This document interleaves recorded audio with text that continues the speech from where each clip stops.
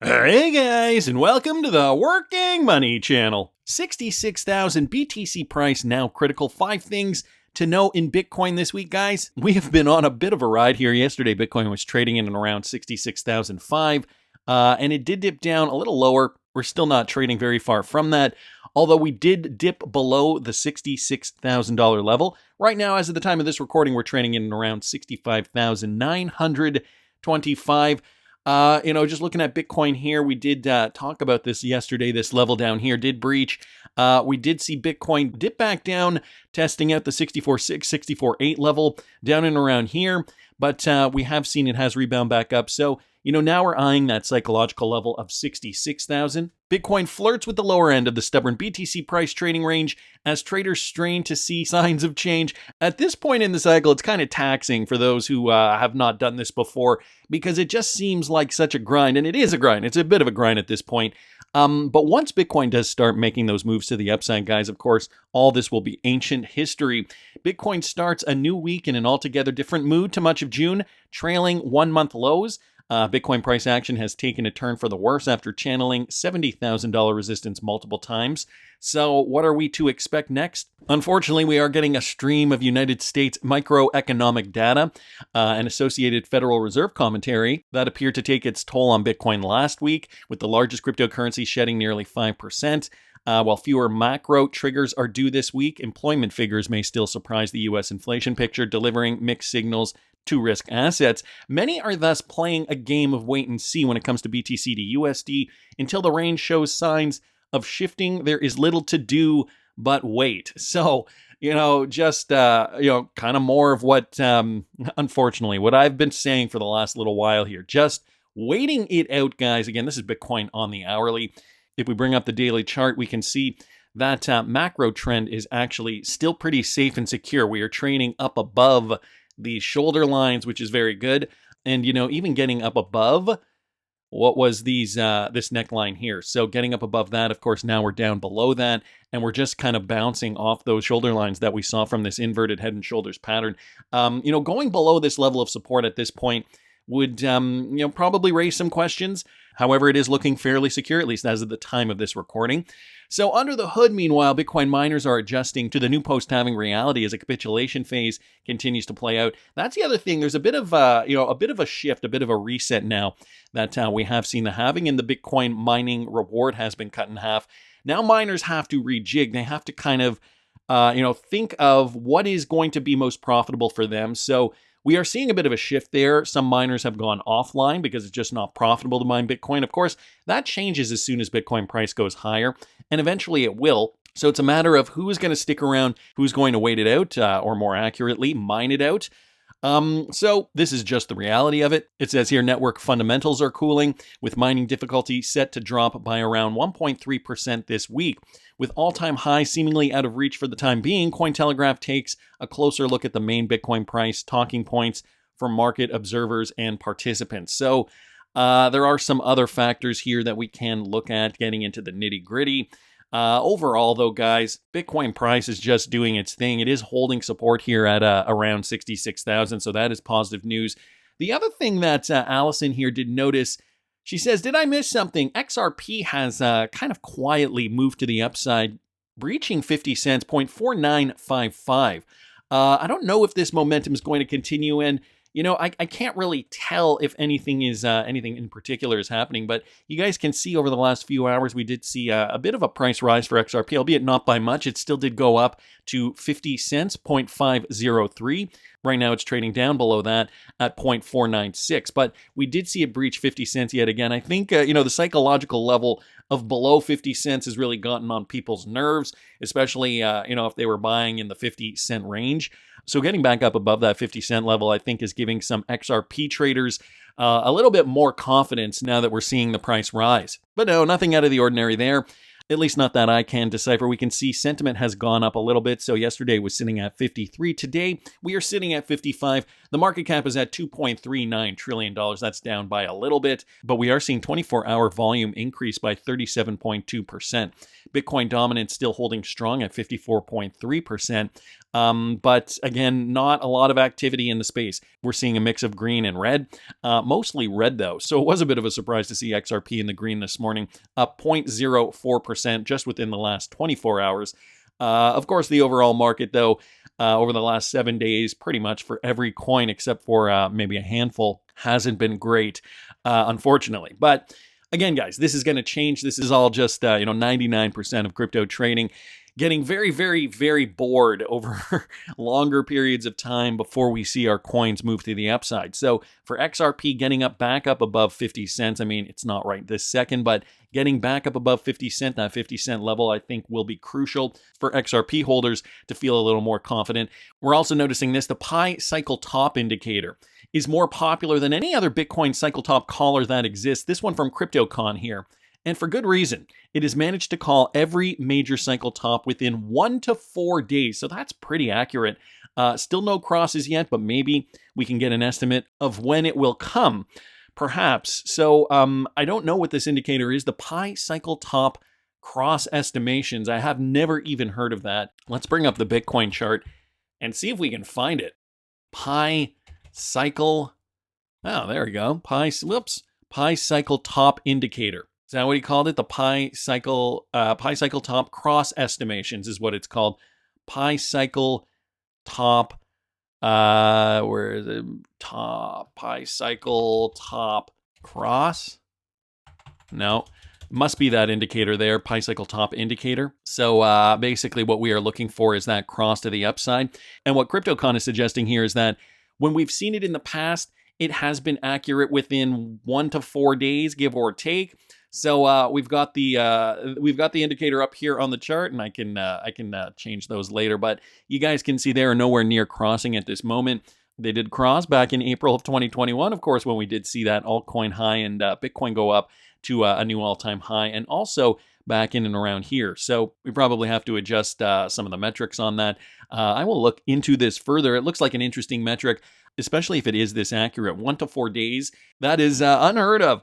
So we are seeing miners taking a bit of a break. What about US listed Bitcoin miners? They've reached a record total market cap of about $22.8 billion in June. And June is only just past the halfway mark. Mining stocks outperformed Bitcoin in the first half of the month as investors reacted positively to news of Core Scientific's AI deal with CoreWeave.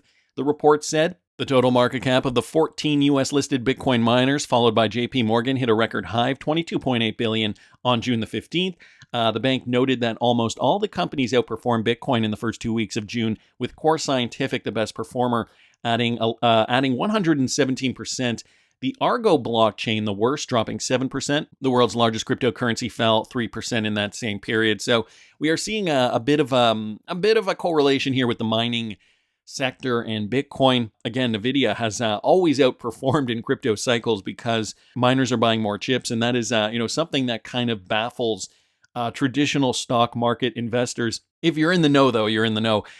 So this is what we're seeing. Difficulty has gone up since April's reward halving, and the network hash rate, a proxy for industry competition and mining difficulty, declined since May. US listed miners have increased their share of network hash rate, and combined, the 14 companies now account for about 23.8% of the global network hash rate, a gain of almost 1% on the previous month. This is important, guys. We know Bitcoin is going to continue to rally, and it's just really a matter of time before we do see those all-time highs. We know industry, the institutional investors, are already getting into the ETFs. So the landscape is changing, and it's changing alongside that traditional Bitcoin pattern, right? The traditional 4-year cycle. So, I think what's on a lot of our minds is, how close to a typical 4-year cycle is this going to look moving forward? If we do get those utility coins kicking in by the end of the cycle, is that going to shape the movement of these cryptocurrencies any differently? Or are we going to see, is this going to look different in some ways? Are we going to see some of the utility coins make their way to the top 10, top 20 maybe, top 50? I don't know. All things that I'm taking into account over there at patreon.com/workingmoneychannel if you guys are interested in seeing what my plan is this bull run. Again, I'm going to be having a Q&A session, live Q&A session, and it is only for the Patreon subscribers. So I'm going to be fielding questions about the portfolio, about my picks for this bull run, what I think about certain targets and what I think about the market. A lot of things rattling on up there. So patreon.com/workingmoney channel if you guys want to join the conversation. Because this market is going to look so different, I think we do have to also pay attention to some of these macroeconomic factors like this one pointed out by Black Swan capitalist Vandel. I'll reiterate this information. In April 2009, Obama and G20 leaders established the Financial Stabilities Board, okay? So that is, I think, going to play a crucial role moving forward. In 2014, following the 2013 Cyprus financial crisis, they developed a response template for future financial crises. Their plan requires a financial crisis, and current economic and monetary policies are designed to create such an environment, eventually freezing trading, banking, transfers, 401ks, etc., and ATMs. So he says this is not financial advice, but I would stock up on gold coins and bars, liquid assets, cash, and certain digital assets, as Americans will not be able to access their savings if banks do freeze. BlackRock will be one of the heads to participate in this event. Notice, BlackRock too did recently partner with Coinbase. So that, I think, says something, when it comes to digitizing assets, tokenization of assets, I guess I should say. But, in terms of the immediate threat, loading up on these hard assets, gold bars, gold coins, I think could also be a benefit, as Vandel points out here. Now, I wanted to bring you guys this clip too from the ISO GOAT, originally posted on the Bearable Bulls Instagram. The Black Swan capitalists have interviewed this gentleman before, but I did want to play you guys this clip regarding the Great Reset and what could happen moving forward. Listen to this. Despised by the newspapers, despised by those who didn't game the system.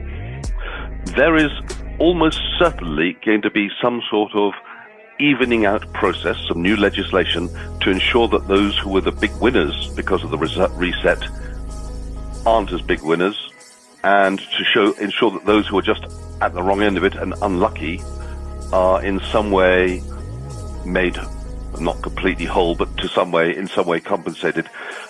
I'm going to stop it there because it just repeats a second time. Basically what he's saying, though, is that when we do get the Great Reset, there will be people who will try to game the system. Obviously, there'll be a lot of people who will be caught off guard. And in order for them to prevent chaos in the streets, what they're going to do is to even out, and not really even out, but, make it look like they're evening out the people that lost, or make them partially whole, as this gentleman says here, and make it look like they're going to punish the people who are gaming the system. I don't know, maybe with lawsuits or fines or what have you. What I'm assuming he means here are corporations and, the other segment of the population, us plebes, the 99%, who should have no idea that this is coming. I mean, luckily for us, we do our research. So this is it, right? When the crap hits the fan, we got to be prepared. Digital asset by posting this. Let's say you own real USD, so Ripple stablecoin, when it is released. Let's say there's a financial crisis and the FDIC does what it has said on video it's going to do, which is bail-ins, steal money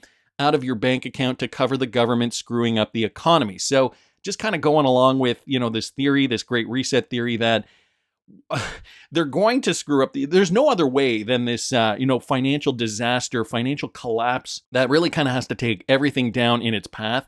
And people will be devastated. So, the whole thing is we got to be prepared. And so let me get back to this. If they do bail in, steal your money out of your bank account to cover for the government screwing up the economy, what does that mean we have to do, right? We have to kind of make sure we have the least amount of USD. I mean, if you live in the United States or any other fiat currency in our accounts, as possible. I've said on this channel in the past, I keep an operating balance in my account. Has there never been a time where I've been so careful about my investments and what I hold? This has started over the last, pretty much since I got into cryptocurrency, but more so since the beer flu. So they will have to shut down the banks while they do this.